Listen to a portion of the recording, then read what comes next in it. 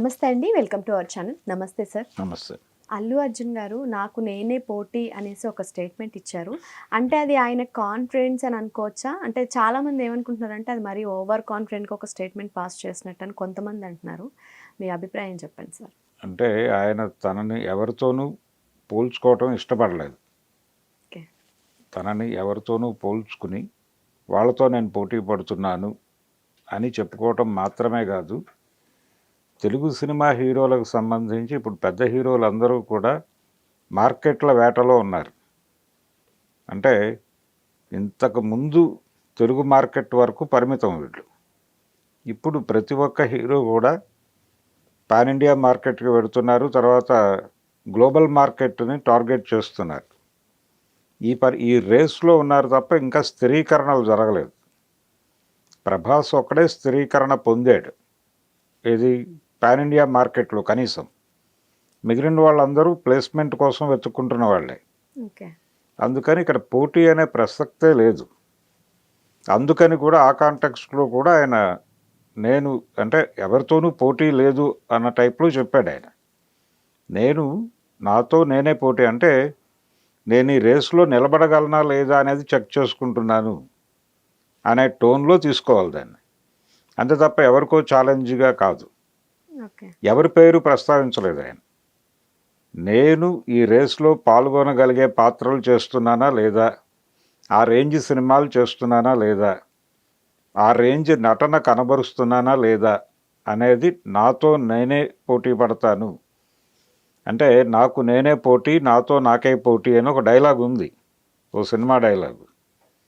అంటే నాతో పోటీ పడటం అంత ఈజీ కాదు అనేది ఒక అవతల వాళ్ళకి వార్నింగ్గా కూడా అనుకోవచ్చు దీన్ని. అయితే ఇప్పుడు ప్రచారం జరుగుతోంది, ఎక్కువ వార్నింగ్గా తీసుకుంటున్నారు దీన్ని. ఈ వార్నింగ్గా తీసుకోవటానికి ఒక నేపథ్యం ఉంది. ఆ నేపథ్యం ఏమిటి అంటే రామ్ చరణ్కి ఇతనికి ఒక పోటీ ఉంది అనేది ఒక ఎస్టాబ్లిష్డ్ మెగా ఫ్యాన్స్కి, అలాగే బన్నీ ఫ్యాన్స్కి, అల్లు ఫ్యాన్స్కి మధ్య ఒక వార్ నడుస్తోంది అనేటువంటి ఒక వార్త ఉంది ప్రపంచంలో. అయితే ఇది వార్గా నేను అనుకోవడం లేదు. ఎందుకంటే వాళ్ళిద్దరూ ఒకే ఏరియాలో ఉన్నారు. రామ్ చరణ్ అలాగే బన్నీ వీళ్ళిద్దరూ కూడా ఒకే ఏరియాలో ఉన్నారు, నటన అనేటువంటి వృత్తిలో ఉన్నారు. అరవింద్ గారు, చిరంజీవి గారు వేరువేరు రంగాల్లో ఉన్నారు. ఆయన నిర్మాణ రంగంలో ఉన్నాడు, ఈయన నటనా రంగంలో ఉన్నాడు. వాళ్ళిద్దరూ ఒకళ్ళ ఉన్నతి కోసం ఒకళ్ళు సహకరించుకున్నారు. అంటే అల్లు అరవింద్ గారు అగ్ర నిర్మాతగా మారటం వెనకాల చిరంజీవి గారి సహకారం ఉంది. అలాగే చిరంజీవి మెగా హీరోగా ఎదగటం వెనకాల ఆయన సహకారం కూడా ఉంది. అలా వాళ్ళిద్దరూ ఒకళ్ళ ఉన్నతి కొరకు ఒకళ్ళు సహకరించుకున్నారు. ఎందుకు సహకరించుకోగలిగారు, ఆ వాతావరణం ఎందుకు ఉండింది అంటే వాళ్ళిద్దరూ వేరువేరు రంగాల్లో ఉన్నారు కాబట్టి. కానీ వాళ్ళ పిల్లలు ఒకే రంగంలో ఉన్నారు. ఒకే ఏరియాలో ఉన్నప్పుడు అనివార్యంగా పోటీ ఉంటుంది. పోటీ ఉండదు అనేది భ్రమ. కాబట్టి ఆ రేస్ ఉంది, ఆ రేస్లో ఉన్నారు వాళ్ళు. అందుకని ఆయన కంపారిజన్ లేకుండా చాలా తెలివిగా ఆ మాట అన్నాడు. అంటే నేను ఈ రేస్లో నిలబడగలనా లేదా అనేది రెగ్యులర్గా నన్ను నేను చెక్ చేసుకోవాల్సిన అవసరం ఉంది. ఇప్పుడు పరిస్థితి ఎలా ఉందంటే ఎవరికి స్థిరీకరణ రాలేదు మార్కెట్లో అని ఎందుకు చెప్తున్నానంటే, మొన్న ఎన్టీఆర్ సినిమా, మొన్న దేవర సినిమా ఎంత కలెక్ట్ చేయగలిగింది? 500 కోట్లు దాకా వచ్చింది. అది అంటే ఒక రకంగా హిందీ మార్కెట్ ఓపెన్ కాలేదు సీరియస్గా ఆ సినిమాకి. హిందీ మార్కెట్ నుంచి గనక ఆ సినిమాకి ప్రాపర్ స్పందన ఉండుంటే అది డెఫినెట్గా 700 దాకా వెళ్ళుండేది. కనీసం 700 to 800 దాకా మార్క్ చేయగలిగి ఉండేది. కానీ చేయలేకపోయింది. ఆ లిమిటేషన్ చూడాలి దానికి. ప్రభాస్ సినిమా బాగాలేదు, డివైడ్ టాక్ వచ్చినప్పటికీ సలార్ సినిమాకి కూడా 700 మార్క్ క్రాస్ చేశారు వాళ్ళు. అలాగే కల్కి కూడా వెళ్ళింది అక్కడ దాకా. అయితే అతను ఒక మార్క్ సెట్ చేసున్నాడు ఆల్రెడీ. ఏది 1500 కోట్లతో బాహుబలి 2 ఉంది ఇంకా నెంబర్ 1 పొజిషన్లోనే. కాబట్టి ప్రతి ఒక్కళ్ళకి అది టార్గెట్గా మారింది. ఆ రేస్ నడుస్తోంది అక్కడ. అయితే పుష్పకి తెలుగు మార్కెట్ కంటే కూడా పార్ట్ 1కి హిందీలో రిసెప్షన్ బాగుంది. హిందీ మార్కెట్లో ఎక్కువ కలెక్ట్ చేయగలిగింది ఆ సినిమా. అందుకని ఈ సినిమాకి అంటే పార్ట్ 2కి పుష్ప రూల్కి అక్కడ గ్రౌండ్ ప్రిపేర్ అయి ఉంది ఆల్రెడీ. అందుకని ఆ కాన్ఫిడెన్స్తో ఉన్నారు వీళ్ళు. ఓకే. ఇప్పుడు ఈ సినిమా ఆ లెవెల్లో ఉండాలి. ఆ లెవెల్లో ఉంటే డెఫినెట్గా రీచ్ అవుతుంది మార్కెట్కి. కాబట్టి నెక్స్ట్ 2 ప్రభాస్ అనే రేసు నడుస్తోంది ఇప్పుడు. అలాగే ప్రభాస్కు పోటీ ఇవ్వాలి ఇప్పుడు. ప్రభాస్కు పోటీ ఇవ్వాలి. ఇప్పుడు పాన్ ఇండియా మార్కెట్లో తెలుగు మార్కెట్ నుంచి వెళ్ళినటువంటి హీరోల్లో అగ్రస్థానం కోసం ఒక పోటీ జరుగుతోంది. ఇప్పుడు ఎవరు నెంబర్ 1 కాదు. నెంబర్ 1 అనేది స్థిరీకరణ జరగాలి. ఇప్పుడు పుష్ప 2తో జరగాలి, రేపు గేమ్ చేంజర్తో జరగాలి. గేమ్ చేంజర్ తర్వాత సినిమాతో కూడా జరుగుతుంది ఆ పోటీ. ఎందుకంటే సుకుమార్తోనే ఉంది రామ్ చరణ్కి ఓకే. Next venture.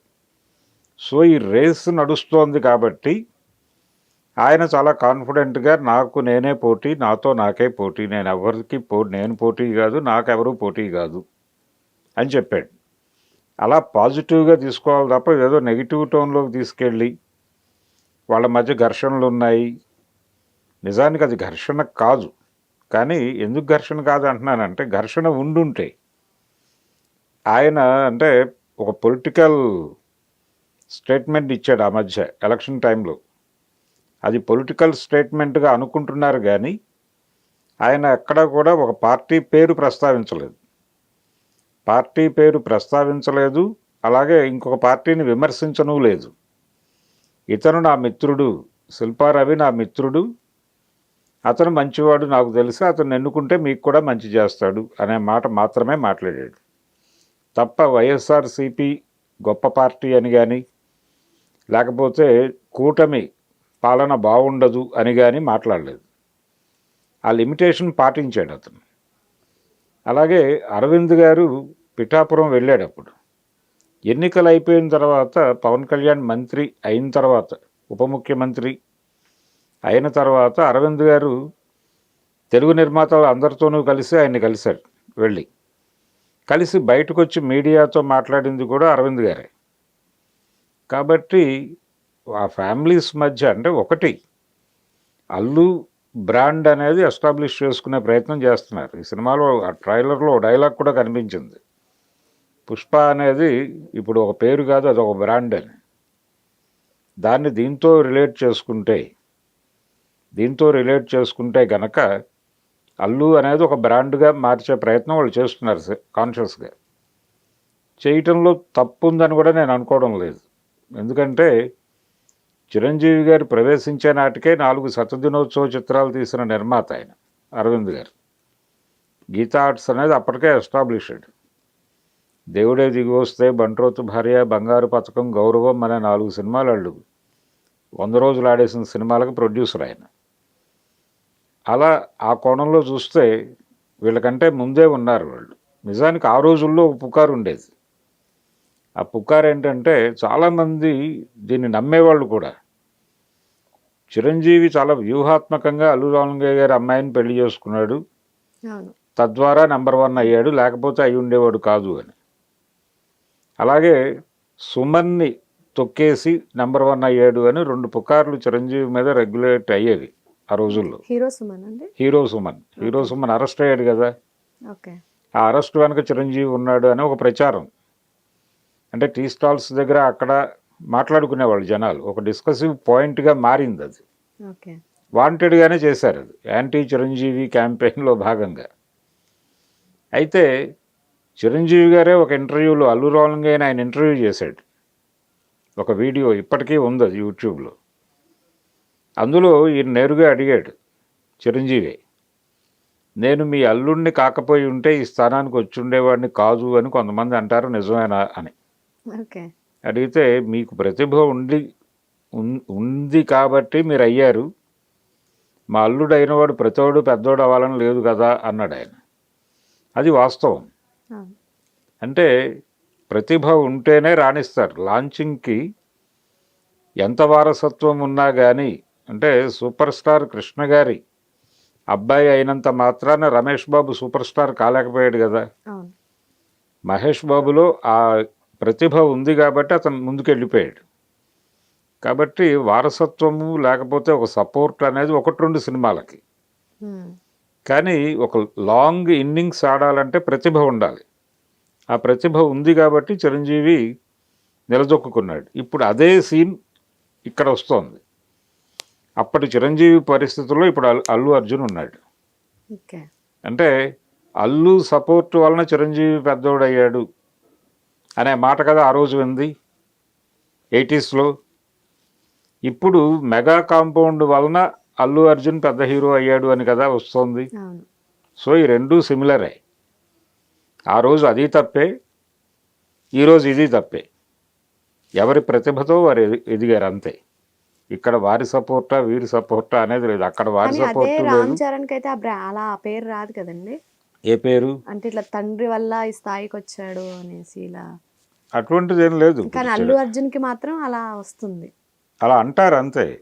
ఓకే. అంటే ఇప్పుడు మొన్న మట్కా ఈవెంట్లో ఉమ్, ఆయన వరుణ్ తేజ్ ఒక మాట అన్నాడు. అవును. అంటే నా ఎదుగుదలకి సపోర్ట్ అంటే నాకు ఇన్స్పిరేషను, నా ఎదుగుదలకు సహకరించినటువంటి మా ఫ్యామిలీ మెంబర్సు, మెగాస్టార్ చిరంజీవి గారు, అలాగే పవన్ కళ్యాణ్, వాళ్ళ ఇన్స్పిరేషన్ని కానీ వాళ్ళ తోడ్పాటుని కానీ నేను జీవితాంతం మరవలేను.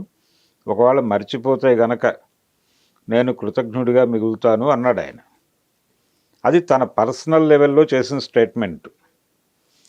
దాన్ని వార్నింగ్ కాల్గా మార్చారు అవును. వ్యాఖ్యాతలు. అవును. మార్చి అల్లు అర్జున్కి వార్నింగ్గా మార్చారు దాన్ని. అవును. అతను ఆ మాట అన్నాడా? అల్లు అర్జున్ ప్రస్తావన కూడా లేదు కదా అక్కడ. అంటే బిట్వీన్ ది లైన్స్ తీసుకుని ఒక కాన్ఫ్లిక్ట్ని బిల్డ్ చేయటం అనేది ఒక ప్రోగ్రామ్గా జరుగుతోంది. అవును. అది ఇప్పుడు జరిగింది, ఎప్పుడూ జరుగుతుంది. మీడియా చేస్తున్న పనే అది. ఒక స్పెక్యులేషన్. ఈ స్పెక్యులేషన్లో కొంత వాస్తవం ఉండొచ్చు. అది వీళ్ళు ఎస్టాబ్లిష్ చేసినంత కాన్ఫ్లిక్ట్ లెవెల్లో ఉండకపోవచ్చు. కానీ ఉన్నట్టుగా ఒక బిల్డప్ నడుస్తుంది అంతే. అంతకుమించి ఇప్పుడు వీళ్ళ వ్యాపారాలు వీళ్ళవి, వీళ్ళ వ్యవహారాలు వీళ్ళవి, అల్లు ఫ్యామిలీకి సంబంధించి. అలాగే చిరంజీవి గారి ఫ్యామిలీకి సంబంధించి వాళ్ళ వ్యవహారాలు వేరు. కానీ ఆ ఫ్యామిలీకి ఏదైనా ప్రాబ్లం వస్తే వీళ్ళు నిలబడతారు. అలాగే ఈ ఫ్యామిలీకి ఏదైనా ప్రాబ్లం వస్తే వాళ్ళు నిలబడతారు. అంతవరకే. ఎవరి వ్యాపారాలు ఎవరి సామ్రాజ్యాలు వాళ్ళవే.